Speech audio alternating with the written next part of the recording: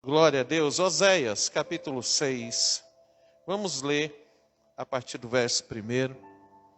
Venham, voltemos para o Senhor. Ele nos despedaçou, mas nos trará. O que está escrito na Bíblia? Cura. Ele nos feriu, mas sarará as nossas feridas. Verso 2. Depois de 2 dias, ele nos dará vida novamente. Ao terceiro dia nos restaurará, para que vivamos em sua presença. Conheçamos o Senhor, esforcemo-nos por conhecê-lo. Tão certo como nasce o sol, ele aparecerá, virá para nós como as chuvas de inverno, como as chuvas de primavera que regam a terra. Que posso fazer com você, Efraim? Que posso fazer com você, Judá? Seu amor é como a neblina da manhã, como o primeiro orvalho que logo evapora. Por isso, eu os despedacei por meio de quem? Dos meus profetas. Eu os matei com as palavras da minha boca. Os meus juízos reluziram como relâmpagos sobre vocês, pois desejo o quê? Misericórdia e não sacrifícios, conhecimento de Deus em vez de holocaustos. Amém? Glória a Deus. Querido, eu coloquei um título nessa palavra, sendo a igreja que Deus quer. Quantos querem ser a igreja que Deus quer? Amém? Glória a Deus. Nós cantamos uma canção hoje, né? Me convém diminuir.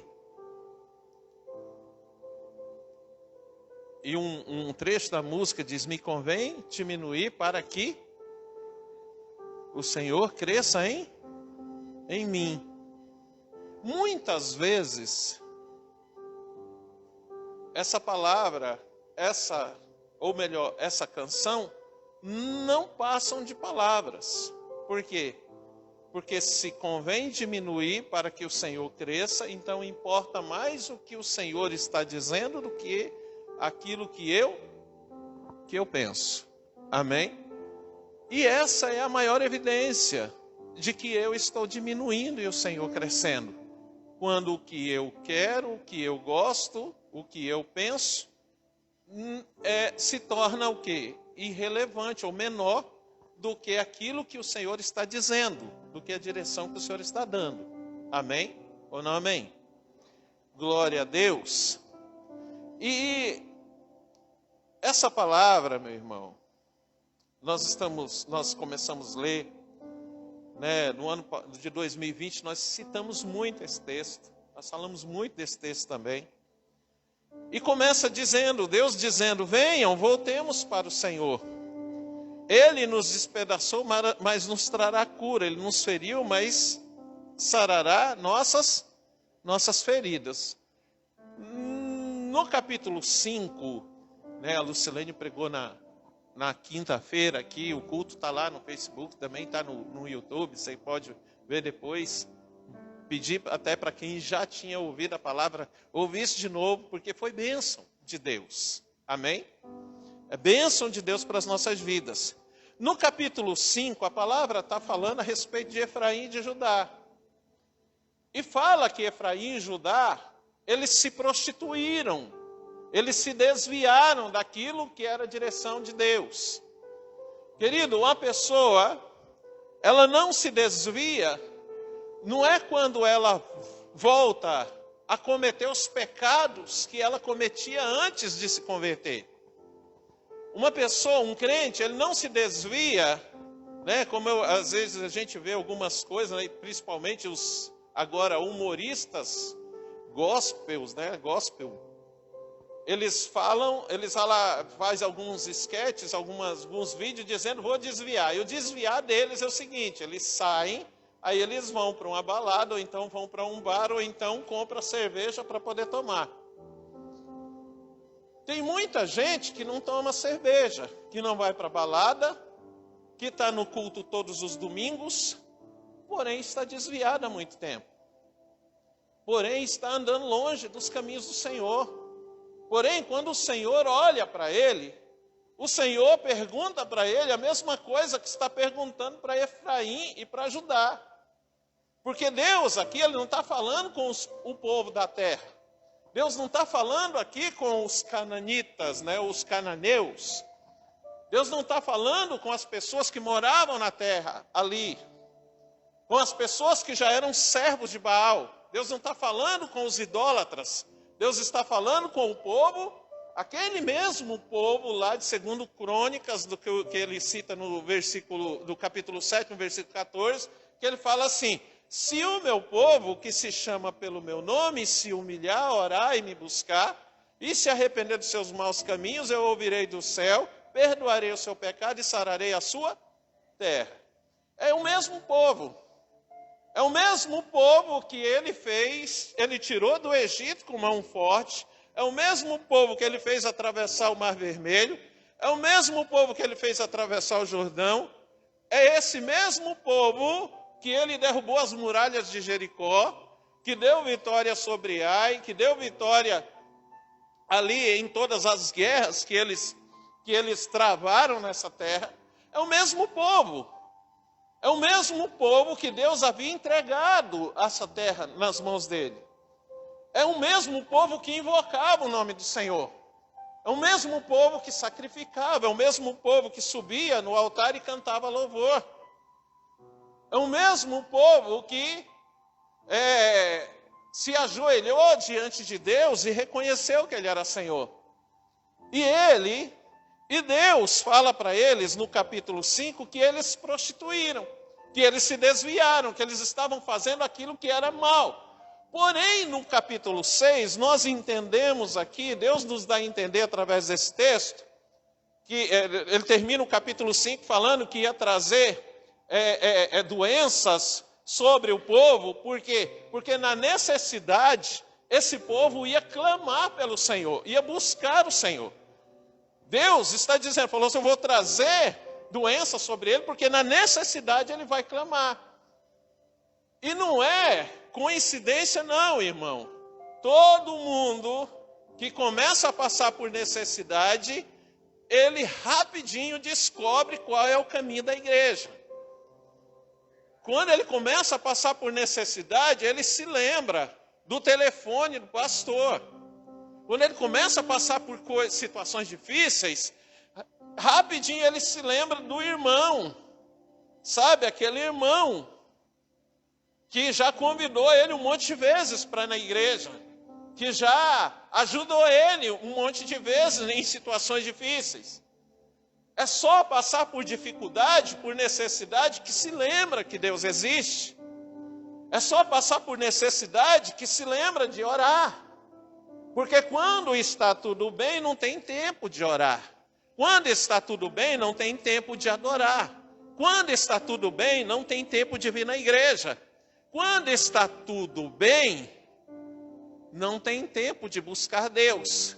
Mas na hora que o trem pega, ele trabalha mais do que ele trabalhava antes, porém ele acha tempo de orar. Ele trabalha mais do que trabalhava antes, mas acha tempo de ler a Bíblia. Ele trabalha mais do que trabalhava antes e tem tempo de estar na igreja. E ele chega primeiro. E ele vai embora por último. Se o culto durar 4 horas, ele fica feliz. Passando por necessidade. Mas se não estiver passando por necessidade, se o culto passar de 2 horas,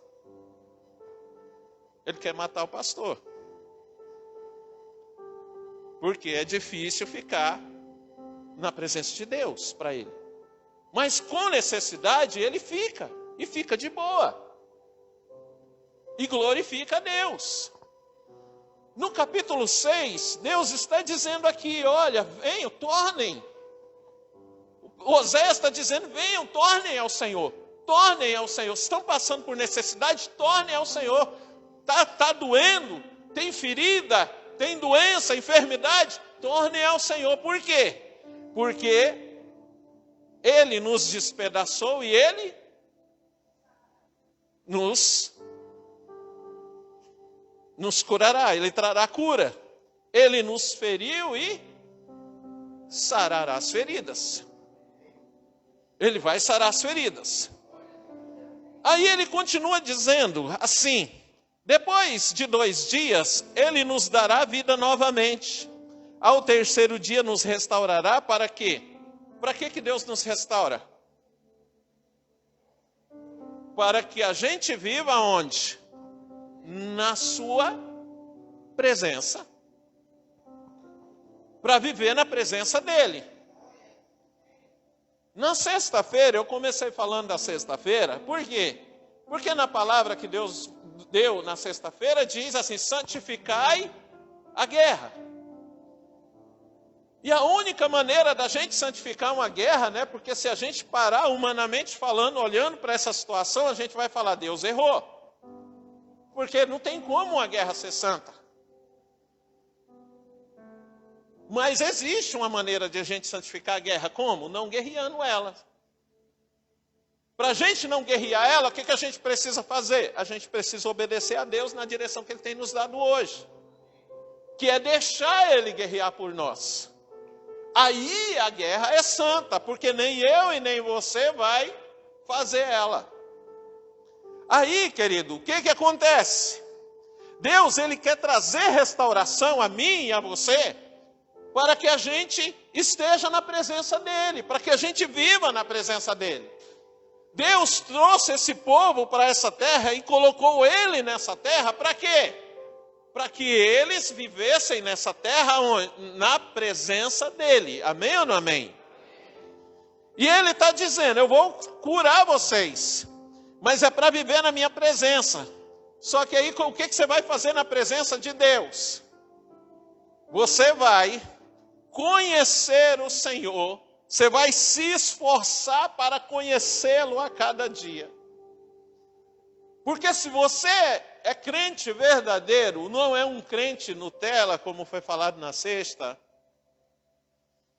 quanto mais você serve a Deus, quanto mais você oferece o melhor para Deus, mais você quer oferecer algo melhor para Deus. Hoje eu estava conversando com a minha cunhada, eu estava dizendo, falou assim: olha, eu me esforço para entregar algo maravilhoso para Deus, eu dou o meu melhor hoje. Só que quando eu acordo no outro dia, eu acordo com a sensação que eu não fiz nada. Que eu preciso fazer algo melhor do que eu fiz ontem. E eu preciso aplicar o meu coração para poder oferecer esse melhor. Só que em mim não está esse melhor. No mundo não está esse melhor. Na televisão, nos programas de televisão, nos filmes, não está esse melhor. Aonde está esse melhor? Esse melhor não pode vir de um outro lugar, senão somente do Senhor.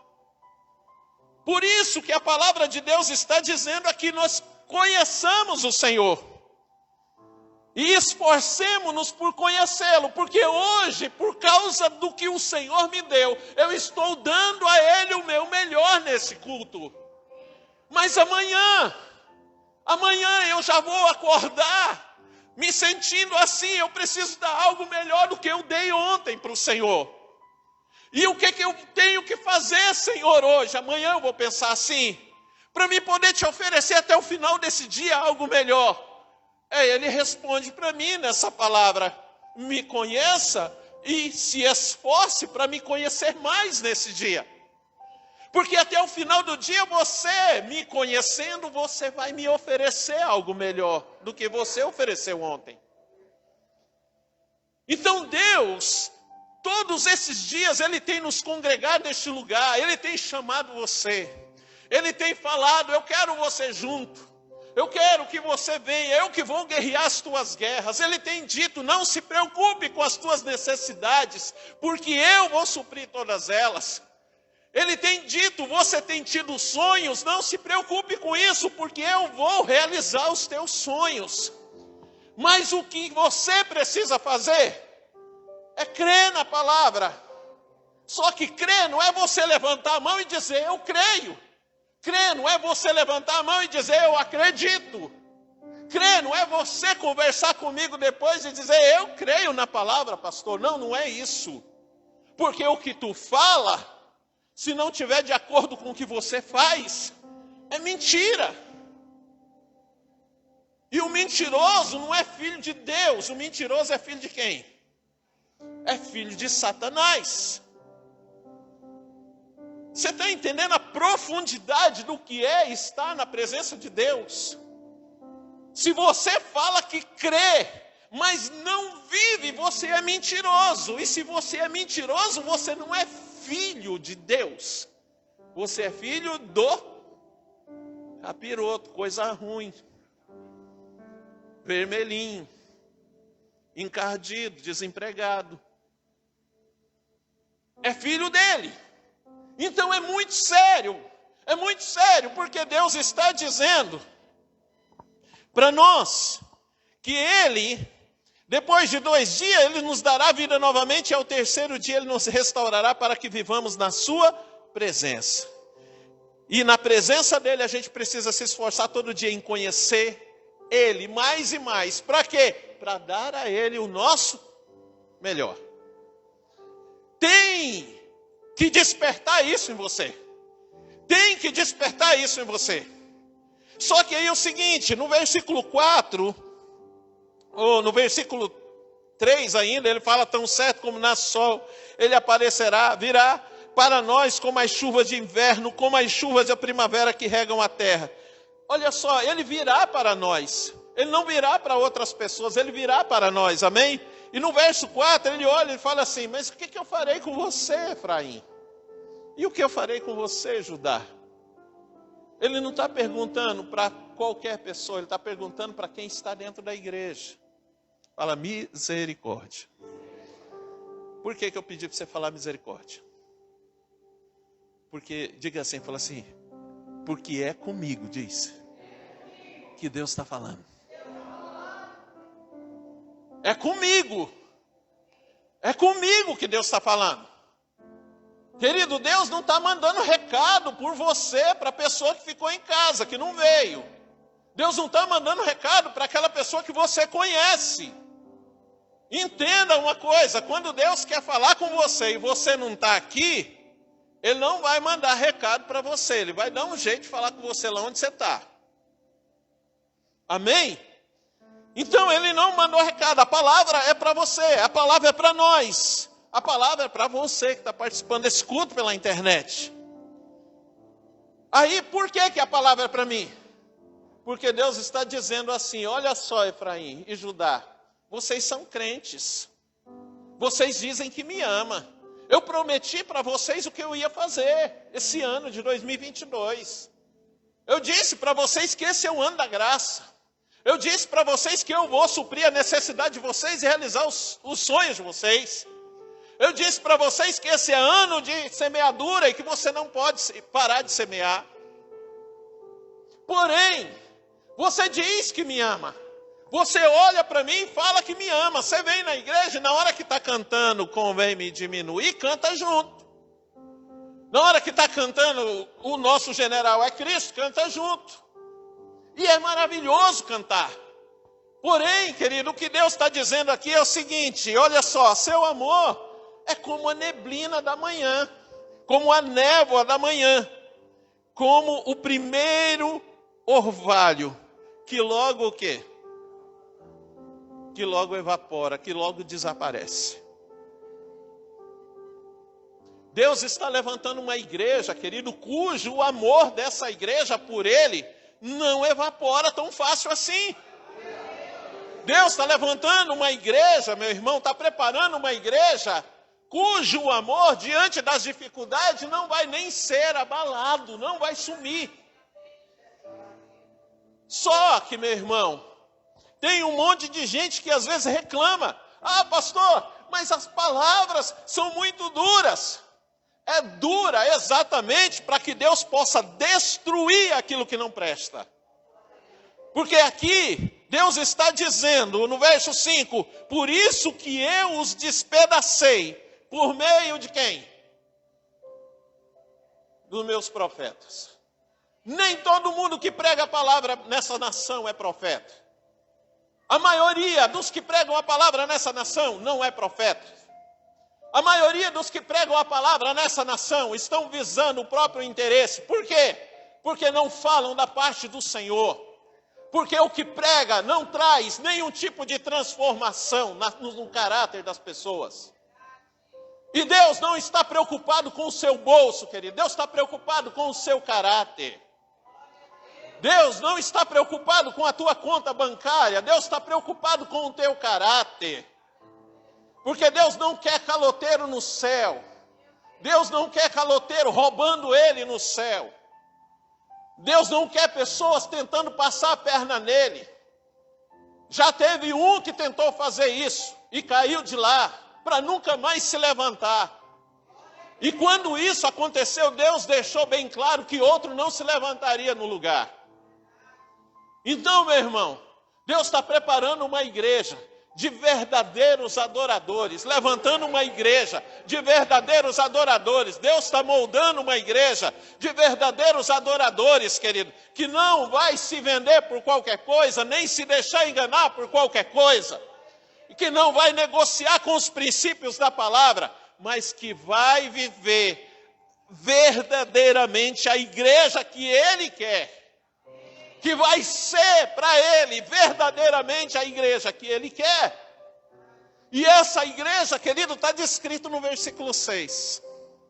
Está dizendo assim: pois desejo o quê? Misericórdia. Desejo misericórdia. Desejo misericórdia. Aí a gente começa a pensar, o que é misericórdia? A gente começa a querer descobrir o que é misericórdia. Aí, qual que é a primeira coisa que os crentes de hoje fazem para poder descobrir o que é misericórdia? Levanta a mão quem acredita que vai orar. Levanta a mão quem acredita que vai fazer uma campanha de jejum de pelo menos de 2 dias, 3 dias ou 7 dias, para que Deus revele para ele o que é misericórdia. Crente de hoje, ele vai falar assim: mas pastor, eu preciso usar os recursos que eu tenho. Sim, você precisa usar os recursos que você tem, mas você não tem que se preocupar com aquilo que o homem definiu como misericórdia. Você tem que se preocupar com aquilo que é misericórdia para Deus, não para o homem. Porque o crente de hoje, a maioria deles, o que eles fazem? Eu vou pregar, o que ele faz? Ele vai no Google. E ele vai pesquisar uma palavra para ele pregar. Aí ele pesquisa a palavra, depois ele pesquisa uma música que combina com a palavra, e depois ele pesquisa uma história que combine com a palavra. Para ele subir aqui e pregar, e quem ouvir ele fala assim: irmão é usado.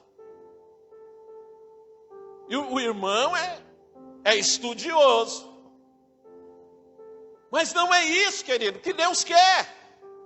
Deus não quer esse tipo de pregador subindo aqui. Deus não quer que você se preocupe com aquilo que é misericórdia para o homem. Por quê? Porque se você for lá e estudar na internet o que é misericórdia, é sentimento de pesar ou de caridade despertado pela infelicidade de outrem. Piedade, compaixão, isso é que o dicionário vai definir como misericórdia. Aí você vai continuar pesquisando e você vai descobrir misericórdia. É uma palavra de origem latina, que vem da junção de 2 palavras, da palavra miseratio, que significa miséria, e da palavra cordis, que significa coração. Só que o que Deus está dizendo aqui, querido, não é a miséria que a humanidade tem, mas Deus está falando da miséria que a humanidade é. Quando ele diz assim, pois quero misericórdia, ele não está falando que você tem que ser bonzinho. Nós temos um ministério de ação social e nós fazemos campanha para arrecadar. Aí tem pessoas, eu vou doar cesta, eu vou dar dinheiro para comprar isso, eu vou doar isso para poder... Eu sou misericordioso. É misericordioso como? Você está sendo misericordioso de que forma? Você está sendo misericordioso, você está doando por quê? Você está praticando a misericórdia que o homem definiu. Ah, pastor, eu não tenho que fazer isso. Não tem, você tem que fazer. Você tem que fazer. Não é errado você fazer. Porém, quando Deus estava falando lá em Apocalipse capítulo 3, versículo 17, ele estava falando sobre a igreja de Laodiceia. Aí ele vai falar que a igreja de Laodiceia era uma igreja rica, próspera. Era uma igreja que tinha dinheiro. Era uma igreja abastada. Mas aí ele termina, João termina, falando sobre a igreja de Laodiceia assim: não reconhece, porém, que é miserável, digno de compaixão, pobre, cego e que está nu. Vocês estão entendendo? Quando Deus fala misericórdia quero, Ele não está falando assim, eu não quero que você seja bonzinho para dar a cesta básica, não, isso também. Mas a misericórdia que Deus está dizendo aqui é o seguinte, Ele fala assim, eu quero que você entenda o seguinte, primeiro, reconheça que você é miserável, que você não é nada. Que ainda que as coisas estejam boas para você, você tem que estar na igreja congregando, porque essa foi a direção que eu dei. Ainda que se as coisas não estão bem para você, entenda que você é miserável, que você precisa de mim. Então o teu lugar é aonde eu disse que você tem que estar.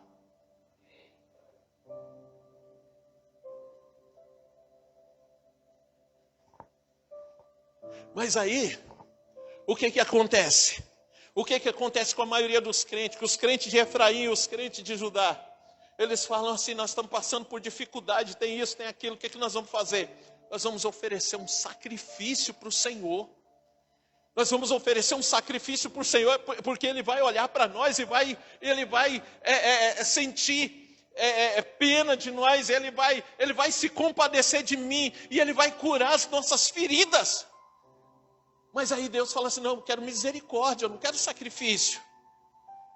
Por quê que Ele não quer sacrifício e misericórdia? Porque sacrifício, ninguém faz sacrifício por amor à arte de sacrificar, faz. Você gosta de fazer algum tipo de sacrifício? Por quê? Porque é difícil, né? Eu vi um pastor esse dia pregando, ele falou, se fosse fácil, não seria sacrifício, seria sacrifácio. Né? Então, ninguém gosta de fazer sacrifício. Então, por que você faz sacrifício? Porque quando você faz sacrifício, todo sacrifício, ele é movido por uma troca. Ele quer algo em troca. Você só faz sacrifício quando a gente vai tirar dízimo e oferta e falar assim, querido, faz uma oferta de amor ao Senhor. Qual que é a maior nota que vem de amor ao Senhor?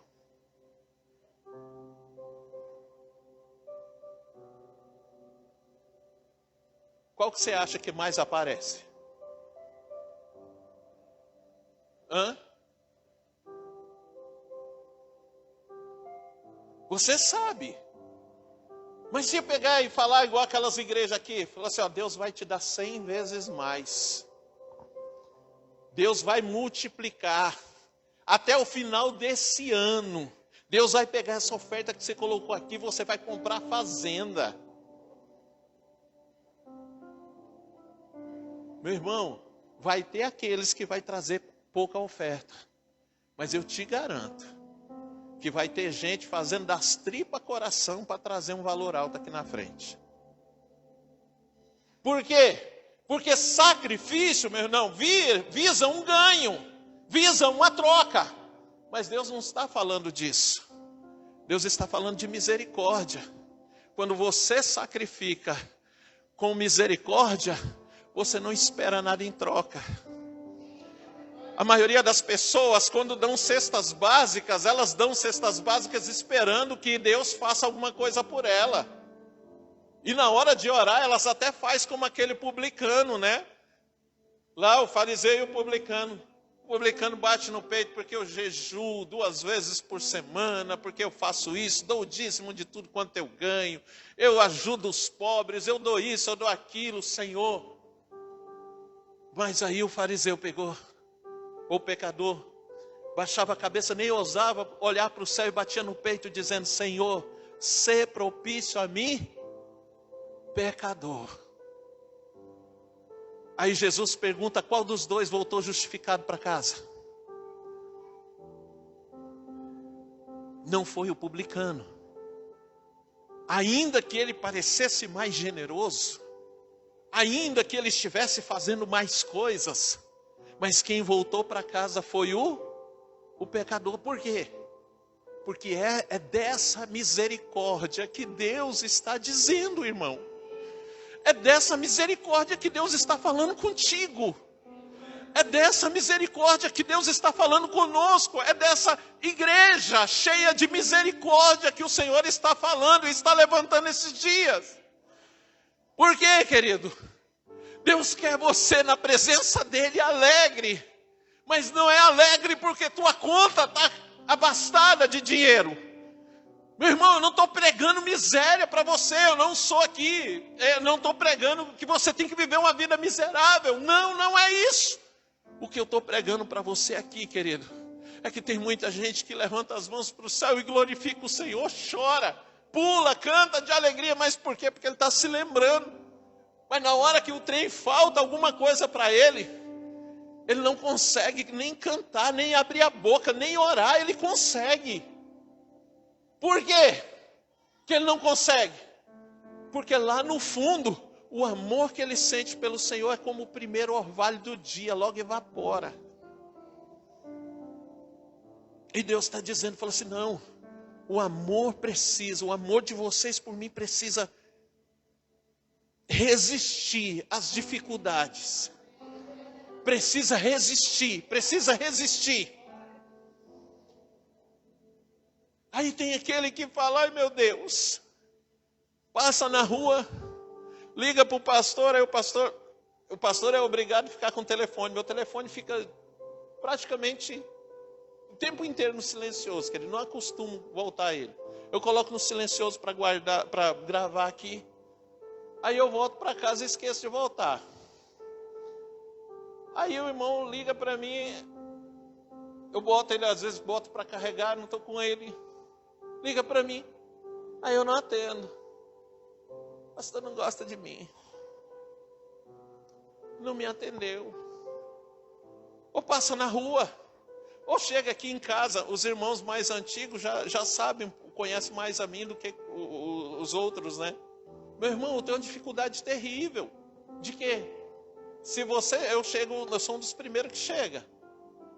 Só que se você não me cumprimentar, provavelmente eu não te cumprimento. É porque eu não gosto de você? Não. Não é por causa disso. E olha que eu luto para poder, eu sei. Você está vendo que eu estou compartilhando com você a minha miséria. Eu reconheço a minha miséria.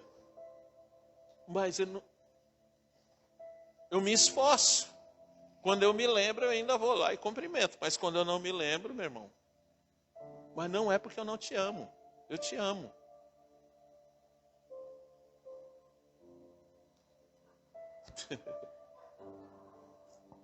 Você ri, né? Mas aí, Deus está dizendo, porque eu desejo o quê? Misericórdia. Misericórdia. Misericórdia da humanidade, da miséria que a humanidade é. Aí entenda, você faz parte dessa humanidade. Aí quando Deus está falando, olha, eu quero misericórdia, é dos outros e de você mesmo. Reconheça que você, querido, não é nada sem o Senhor. Não é nada. Não é nada. No dia que tu perder um culto, meu irmão, haja como eu. No dia que eu perco alguma coisa da igreja, eu quase faço aquilo que aquele pessoal tem umas religiões doidas aí que o pessoal sai se batendo assim. Tá. Eu quase faço aquilo. De tão revoltado que eu fico. Eu falo, meu Deus, eu perdi. Eu perdi. Não posso perder. Por quê, querido, que eu penso assim? Não é porque eu sou chato, não. A Fernanda diz que é, mas não é não. Mas não é, meu irmão. É por causa, eu sei da miséria que eu sou. E que sem Deus eu não sou nada.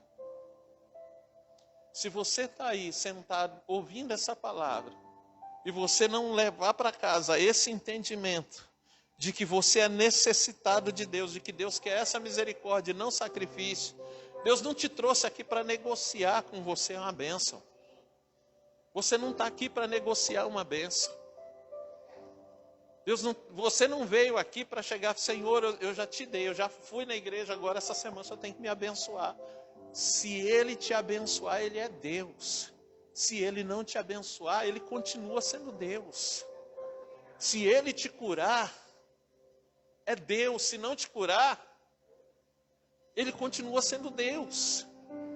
Muita gente se pergunta qual era o espinho da carne de Paulo. Irmão, o espinho, isso é uma coisa minha. O espinho da carne de Paulo, eu acredito que seja a enfermidade dele. Paulo era um homem doente. Era um homem doente.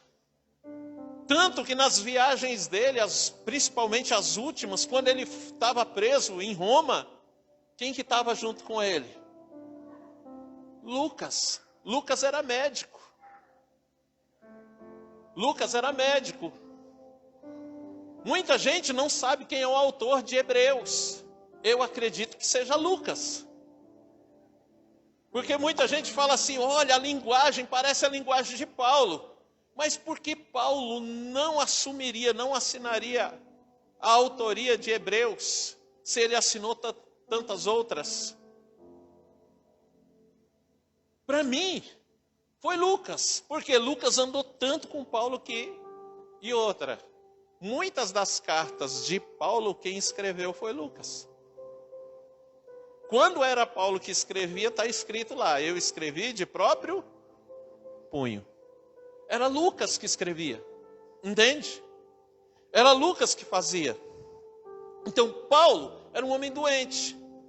Aí a Bíblia fala que as pessoas levavam o quê? Lenços, aventais de Paulo e as pessoas eram curadas, mas Paulo não era. Entende? Qual que era o espinho na carne dele? Meu ponto de vista é isso. Porque, irmão, você já pensou, você ora por todo mundo é curado, mas você é doente e você não é. Não dá vontade de você questionar o Deus que você serve? Dá.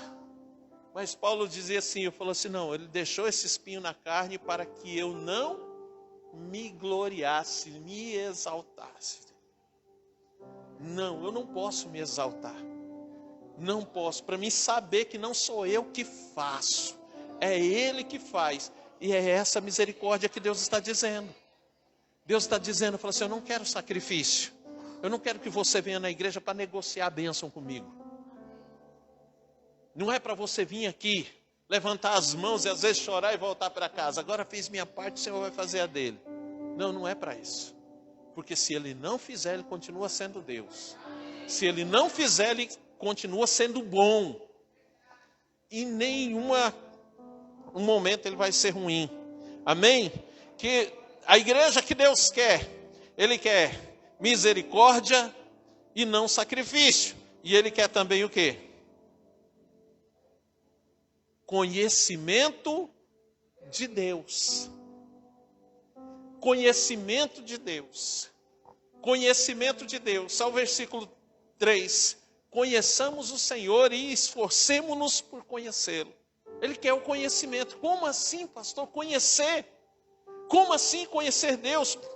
Porque Ele quer que a gente haja da mesma forma como Ele agiu conosco, quando Ele ofereceu Jesus Cristo em sacrifício do nosso lugar. Você está entendendo? Conhecer Deus é você agir igual. É você fazer, sem esperar, sem negociar, irmão. Porque você acha que, olha só, Se você não aceitar, se você se desviar e falar assim, não quero mais nem saber de Jesus, você acha que o sacrifício de Jesus foi vão? E você acha que Deus vai estar preocupado com o que você está fazendo? Não.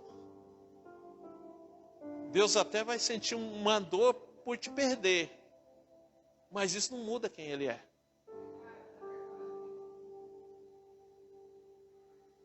Então Ele quer conhecimento de Deus, porque quando você conhece Deus, quanto mais você conhece Deus, você não só serve, você não só sente o prazer de dar a Ele algo melhor, a necessidade de dar algo a Ele melhor. Querido, você vai ser quem Deus quer, aonde você estiver.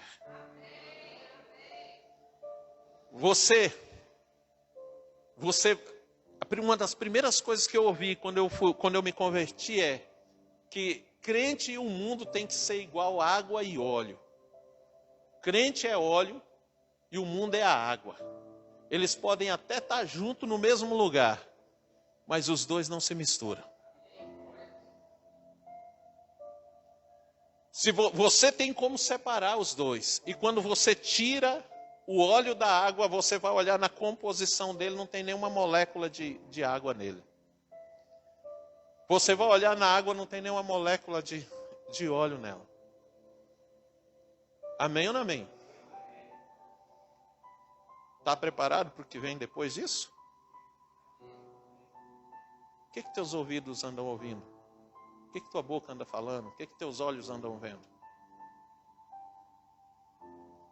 Você é um óleo que não se mistura? Ou se fizer uma análise de você no céu, vai achar algum tipo de molécula do mundo em você?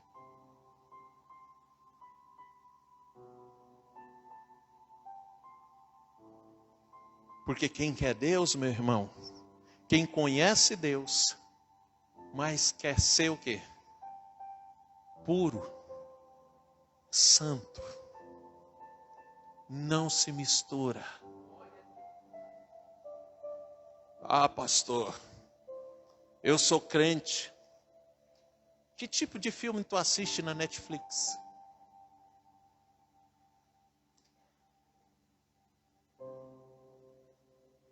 Eu já assisti quase todos os filmes da Netflix, pastor. Preciso se converter. Porque tem dia que eu quero assistir alguma coisa naquilo lá e eu garimpo, irmão. E eu não acho nada que preste.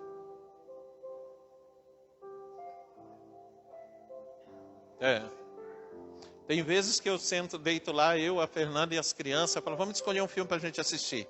A gente vai dormir, a gente não acha o filme. As crianças dormem e a gente não acha o filme. Que isso, pastor? Muito radicalismo. Falou assim, não é muito radicalismo não, querido.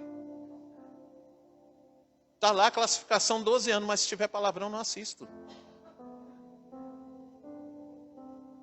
Sem contar que é difícil achar um filme, né, que não tem música. Meu irmão, não deixa entrar. Não deixa entrar. Pastor, eu gosto de filme de terror. Quem gosta de filme de terror, meu irmão, não vai estranhar quando chegar no inferno, não.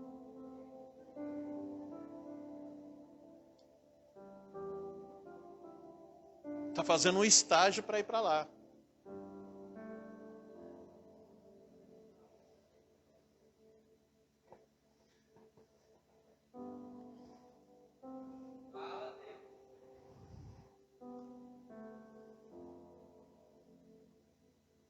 Eu não vou nem falar das músicas do mundo, eu vou falar das músicas de crente. Dos cavalos de Troia, gospel. Né? Quem já ouve música do mundo, já é do mundo. E as músicas de crente? Que não faz diferença.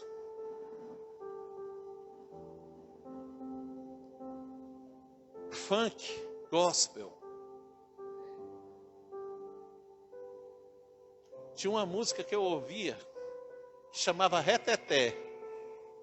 E foi logo assim que eu me converti de novo. Há 10 anos atrás. Eu ouvi, não, reteté, reteté. O irmão chegou para mim e falou, sabe o que significa reteté? Não, bagunça. Como que é aquela palavra que eu falei ontem? Anarquia. Eu falei, opa, sério? Sério? Eu falei, não, vou lá, vou descobrir o que é isso.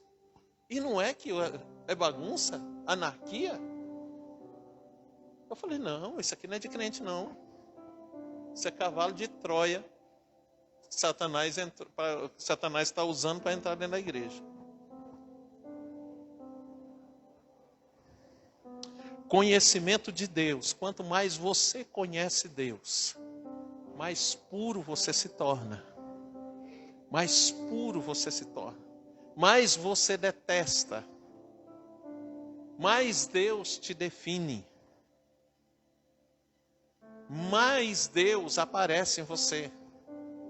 Porque se convém diminuir para que o Senhor cresça em você, só tem uma maneira dele crescer, através do teu conhecimento de Deus. Amém? E por último, nesse mesmo versículo, que é a igreja que Deus quer, Ele não quer o quê? Ele quer conhecimento de Deus ao invés de... O que é o holocausto, segundo os homens? Holocausto é um sacrifício totalmente consumido pelo fogo. Sabe o que Deus está dizendo aqui? Exatamente aquilo que você gostaria de ouvir. Deus está dizendo assim, ó, eu não quero que você se consuma, eu não quero que você se desgaste, eu não quero que você se destrua, eu não quero que você se mate para poder fazer a minha vontade. Porque a gente não precisa disso, irmão. A gente só precisa obedecer. E Deus não está mandando a gente fazer mais nada além de estar juntos. Deus está mandando você fazer alguma coisa além disso? Então, só estar junto. Então você não precisa se consumir, você não precisa se destruir, você não precisa se desgastar, nem se matar para isso. Você só precisa estar junto.